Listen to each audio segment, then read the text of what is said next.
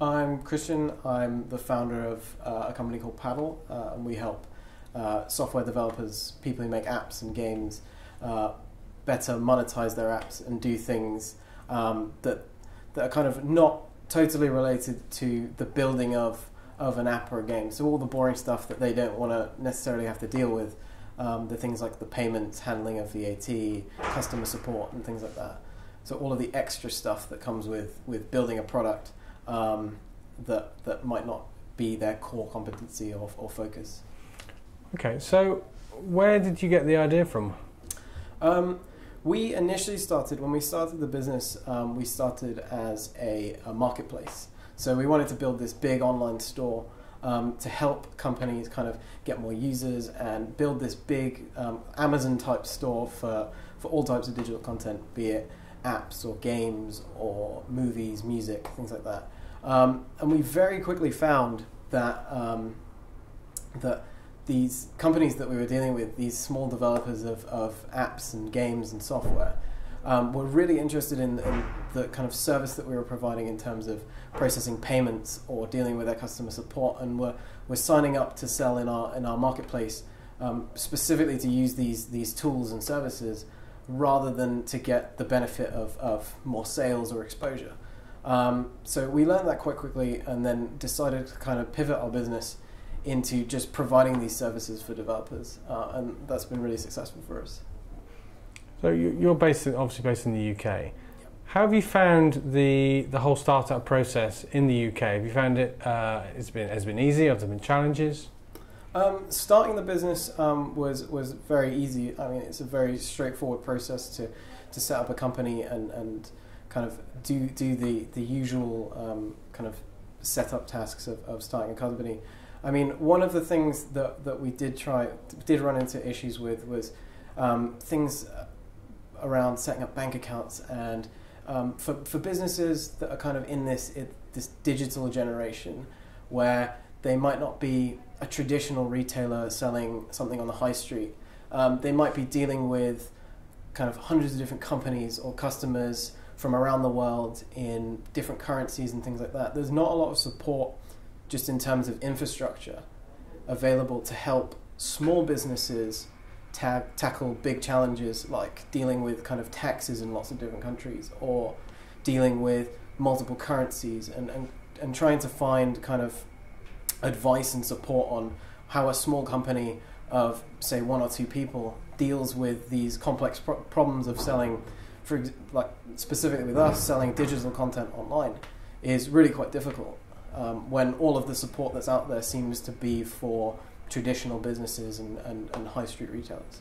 Do you think that will evolve as more and more businesses are digital only?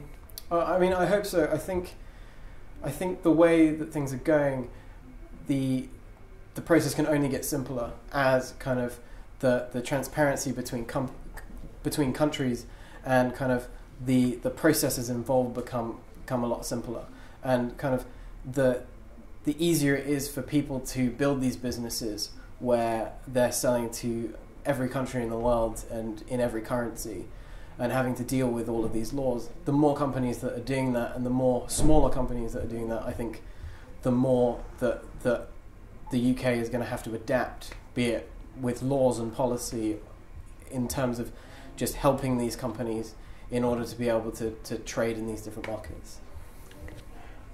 There are various initiatives, particularly in London, for tech startups.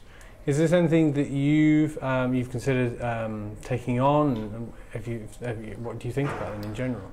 I think they're really great to get businesses going and to kind of inspire that culture of kind of entrepreneurialism that you see in the US. I mean, we haven't specifically gone down any of those specific schemes. But what we've found, I think the best thing about the London tech scene at the moment is the community of people. And I think there are just lots of businesses and people starting businesses and people who have ideas who are kind of all working towards the same kind of goal of building something sustainable. And I mean, that's kind of where we've found support is less in these kind of structured schemes that have been created and more just in support of other companies and groups and things that have been set up, be it meetups or kind of just support within the ecosystem that is kind of the London tech scene. You're based here alongside the My Voucher Codes folk. Why are you here? Why have you chosen to base yourselves here? So we took, very early on, we took angel investment from Mark, who's the founder of My Voucher Codes. And we based ourselves in the office along with a few other startups. And that's been really valuable for us in terms of just kind of creating a community of other small businesses where you're all kind of running into the same problems and issues, be it from how to hire people and recruiting to general kind of HR tasks and things like that, that maybe kind of the people who have been coming from the background of maybe being a freelancer or something else and are growing outside that have never encountered before.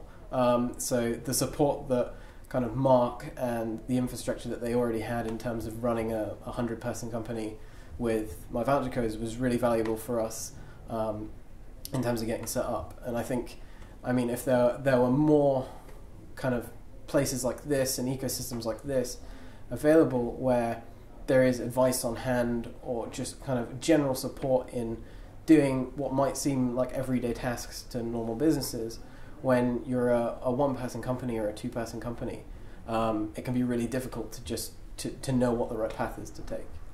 Okay. Now, you're clearly doing well. What sort of advice would you give to companies or to people starting out? I think the one thing that people get hung up on is that you need kind of a tremendous amount of resource, be it money or a great idea or lots of people or anything like that. And I think the stumbling block that most of these businesses face is just getting started. And I think as taking the first step, be it kind of coming up with a minimum viable product or an initial version of your idea or kind of just even going out and speaking to people about what it is that you want to build. I think the number one reason that people don't start is just because they don't start, rather than any specific reason, be it lack of money or an office or whatever.